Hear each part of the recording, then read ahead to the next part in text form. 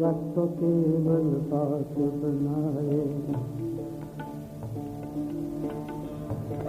जग तो केवल बात बनाए, काम यही है जग का। जग तो केवल बात बनाए, काम यही है जग का। जग तो केवल बात बनाए, काम यही है जग का।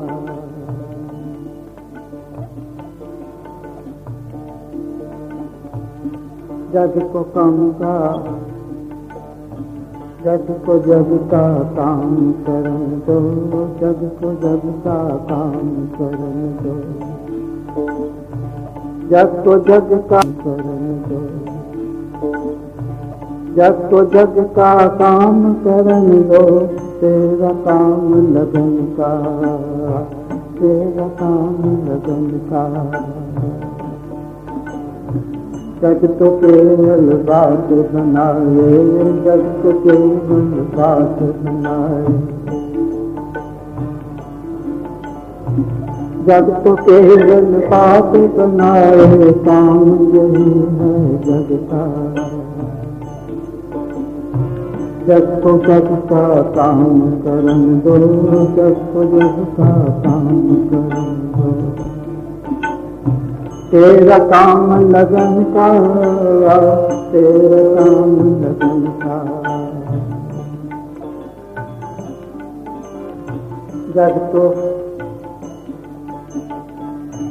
तो केवल बात बनाए, जग तो केवल बात बनाए। चाहो ना कुछ करना होवे,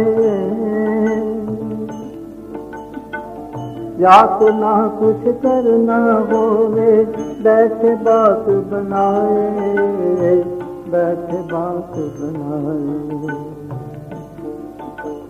जाको ना कुछ करना होवे, जाको ना कुछ करना होवे, बैठे बात बनाए, बैठे बात बनाए, बैठे बात बनाए, बैठे बात बनाए। जिनकी प्रीत प्रभु संग लागी, जिनकी प्रीत प्रभु संग लागी, जिनकी प्रीत प्रभु संग जोड़ी, उनका काम जपन का, उनका काम भजन का, उनका काम भजन का, उनका काम भजन का। जग तो केवल बात बनाए,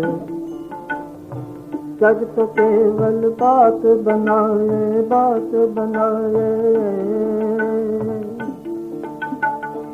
जग तो केवल बात बनाए, काम यही है जग का, काम यही है जग का।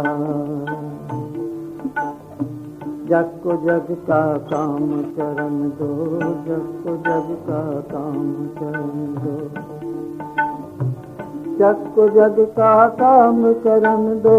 तेरा काम लगन का, तेरा काम लगन का। जग तो केवल बात बनाए, जग तो केवल, जग तो केवल बात बनाए, जग तो केवल।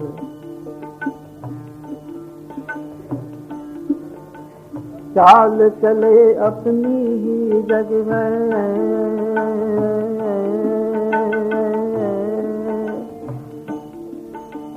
चाल चले अपनी ही जग है। ना समझे ना जाने, ना समझे ना जाने, ना समझे ना जाने, ना समझे ना जाने। चाल चाल चाल चले अपनी ही जग है। ना समझे ना जाने, ना समझे ना जाने। लगे रहो अपने ही कारज, लगे रहो अपने ही कारज, राम का नाम जपन का, राम का नाम जपन का। जग तो केवल बात करत है, जग तो केवल बात करत है, जग तो केवल बात करत है। काम यही है जग का, काम यही है जग का। जग को जग का काम करन दो, जग को जग का काम करन दो। जग को जग का काम करन दो, तेरा काम लगन का, तेरा काम लगन का। तेरा तो आदर्श बना है, तेरा तो आदर्श बना है, तेरा तो आदर्श बना है। कुछ है तुझको पाना, कुछ है तुझको पाना। तेरा तो आदर्श बना है, कुछ है तुझको पाना, कुछ है तुझको पाना।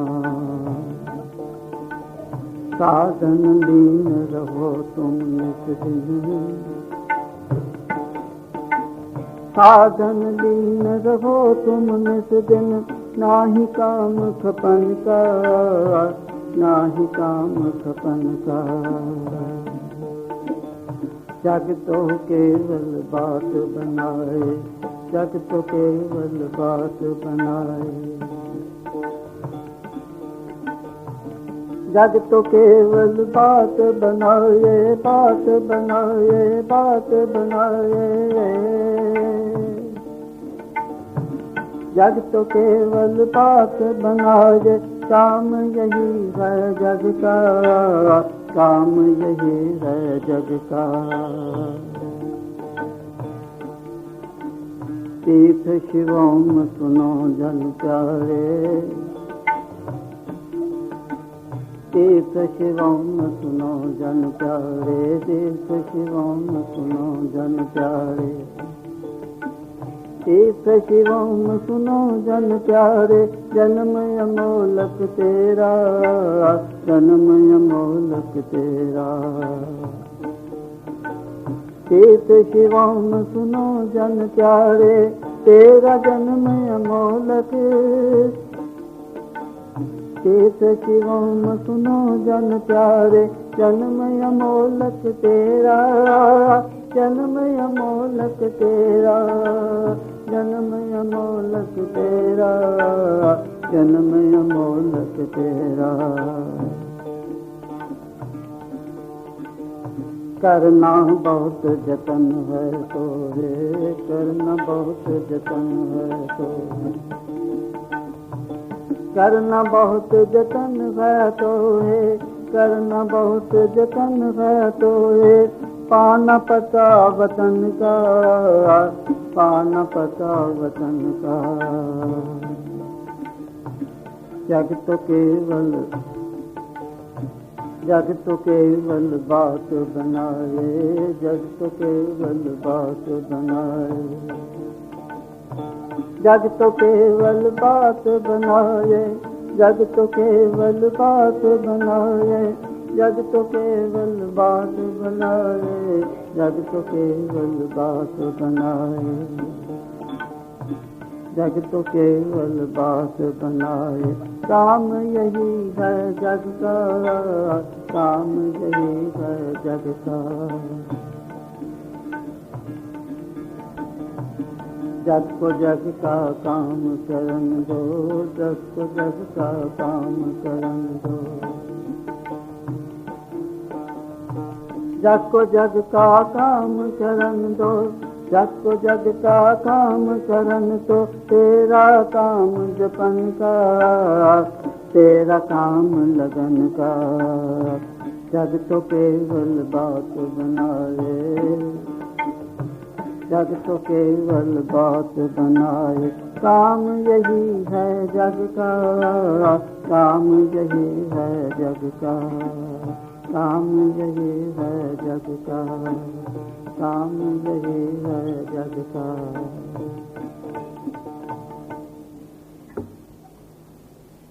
इस भजन में साधक को बड़ी महत्वपूर्ण बात कही गई है। चाहे साधक हो चाहे संसारी, दोनों को रहना तो इस जगत में ही है। साधक का दृष्टिकोण अलग होता है और संसारी का दृष्टिकोण अलग होता है। संसारी स्वार्थ में, लोभ में, मोह में और अहंकार पे होता है। उसके चित्त के ऊपर स्वार्थ और अहंकार का पर्दा पड़ा हुआ होता है या चश्मा लगा हुआ होता है। इसलिए वो हर बात को अपने स्वार्थ, अपने अहंकार और अपने लोभ की दृष्टि से देखता है। साधक की अवस्था दूसरी होती है। विकार तो उसके अंदर भी होते हैं,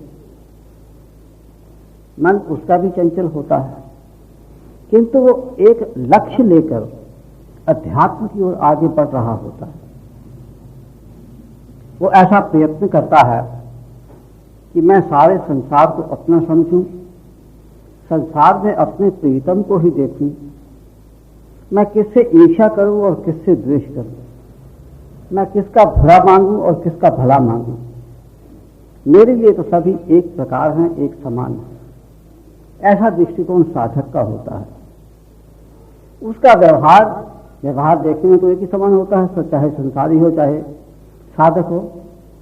देखने में, बाहर से देखने में व्यवहार एक समान होता है, किंतु व्यवहार के पीछे का भाव में अंतर होता है। इसलिए संसारी अपने दृष्टिकोण से सब बातों को देखता है, साधक के भी सभी व्यवहार को अपने दृष्टिकोण के अनुसार ही नापता है। उसमें सामंजस्य नहीं बैठ पाता, म्यूचुअल एडजस्टमेंट जिसको कहते हैं वो नहीं हो पाता। साधक बहुत सारी बातें देख करके भी नहीं कहता, बहुत सारी विपरीत परिस्थितियां सहन करके भी कुछ नहीं कहता। उसका उद्देश्य होता है हर बात को सहन करना। वो हर बात के अंदर उस बात का जवाब देना, उस बात का उत्तर देना, उस बात के अंदर रिएक्ट करना, ये वो आवश्यक नहीं समझता। लेकिन संसारी का दृष्टिकोण अलग होता है। संसारी तो एक बात के जवाब में दो बात कहेगा, और आपने यदि नहीं भी बात कही है तो भी ये कल्पना करके कि आप ऐसी बात करते होंगे, उसके अनुसार पहले से ही उसका उत्तर वो देना आरंभ कर देता है। इसमें एडजस्टमेंट नहीं हो पाती। साधक पिसता रहता है, साधक मरता रहता है, साधक सहन करता रहता है, और संसारी उसके ऊपर आक्रमण पर आक्रमण किए जाता है। साधक का काम अत्यंत कठिन होता है। इसीलिए मैं बार बार आपको कहता हूं कि भक्ति का मार्ग कोई सरल मार्ग नहीं है। जो ये कहते हैं कि भक्ति का मार्ग बहुत सरल है, उन्होंने अभी भक्ति को समझा ही नहीं। भक्ति करने के लिए जगत की ओर से वैराग्यवान होना आवश्यक है, और वैराग्यवान होना कोई बहुत आसान बात नहीं है, बहुत कठिन बात है। जगत के अत्याचार को सहने के लिए आपको तैयार होना पड़ता है। जगत के आपके ऊपर बार बार आक्रमण करेगा, आप कुछ नहीं करोगे, किंतु जगत आपके ऊपर एक के पश्चात एक आक्रमण करता ही चला जाएगा, आपको अपमानित करेगा। इसलिए एडजस्टमेंट में, सामंजस्य स्थापित करने में बड़ी कठिनाई होती है, किंतु फिर भी साधक को रहना तो इसी जगत में ही है। जब तक शरीर के अंदर वास करता है, तब तक इस शरीर को जगत के अंदर रखने के अतिरिक्त उसके समक्ष और कोई मार्ग नहीं।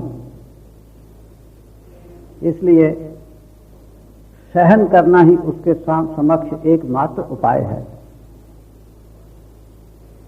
वो सबकी सेवा करता है, वो सबका आदर करता है, वो सबकी सहायता करता है, और किसी के लिए भी वो अपने मुख से कोई बुरी बात नहीं निकालता, सभी का भला चाहता है। ऐसी अवस्था में साधक के चित्त की एक स्थिति होती है और संसार की स्थिति उससे भिन्न होती है। संसार को अपना काम करने दो, जो उनको कहना है उनको कहने दो, क्योंकि उनका काम ही बातें करना है, साधन तो उनको कुछ करना नहीं, भगवान की भक्ति से उनको कोई संबंध नहीं। उनका काम है केवल मात्र बातें करना, केवल मात्र निंदा करना, केवल मात्र आपके नुक्स निकालना। आप में नुक्स हो चाहे नहीं हो, किंतु वो तो आपके नुक्स निकाल करके और उनको बड़ा करके पब्लिक के सामने रखेंगे। तो यहां कहा गया कि ऐ साधक, जगत का तो काम केवल बातें करना है, बातों में कोई तथ्य हो या नहीं हो, संसार को इससे कोई संबंध नहीं। उनका तो काम केवल बातें करना है, वो तो बातें करते ही रहेंगे, उनका काम उनको करने दो। किंतु तेरा लक्ष्य यह है, तेरा कर्तव्य यह है कि अपने भगवान को प्राप्त करने के लिए अपने चित्त में लगन पैदा करता रहे। जितनी धीरे धीरे करके लगन तेरे अंदर बढ़ती चली जाएगी, उतनी तेरे अंदर सहनशीलता अधिक से अधिक बढ़ती जाएगी। जिसको जगत के अंदर कुछ करना नहीं है, उनको तो बैठे बैठे बातें बनाना है, क्योंकि करना धरना तो कुछ है नहीं। बातें बनाने के अतिरिक्त उनके समक्ष कोई कार्य नहीं। किंतु जिन्होंने अपने चित्त वृत्ति को प्रभु के संग जोड़ दिया है, जो प्रभु के चरणों में अपने आप को डाल चुके हैं, उनका कर्तव्य तो केवल मात्र भजन करना ही है, और समाज की, राष्ट्र की और सारे प्राणी मात्र की सेवा करना ही उनका कर्तव्य है। तो संसारी में और साधक में बड़ा भारी अंतर होता है। जगत तो अपनी चाल चलता रहता है, जगत का एक प्रवाह है, एक युग का प्रवाह है, और उस प्रवाह के अंदर जल प्रवाहित होता रहता है। वो ना तो आपकी बात को समझना चाहता है और ना आपकी बात को मानना चाहता है। वो तो उसके मन के अंदर जो बात आती है बस उसी को लेकर के चलता चला जाता है। ये सामान्य संसारी जीवों की चित्त की स्थिति है। सब लोग अपने अपने स्वार्थ में लगे हुए हैं। उनके सामने जगत के विषयों और सुख भोगों को प्राप्त करने का एकमात्र लक्ष्य है, और उस लक्ष्य को प्राप्त करने के लिए वो जगत के पीछे भागे चले जा रहे हैं। आपको दुख देना भी उनका लक्ष्य है, उसमें उनका कोई लाभ हो चाहे नहीं हो, किंतु आपको दुख देकर के उनको संतोष प्राप्त होता है। इसलिए वो कुछ भी उसके अंदर उनको चाहे प्राप्ति होती है अथवा नहीं होती, इसकी कोई मतलब नहीं। आपको दुख देना, आपके हृदय को दुखाना, आपको अपमानित करना, आपको खींच करके नीचे लाना और इसके लिए प्रयत्नशील रहना, यही संसारी जीवों का कार्य है।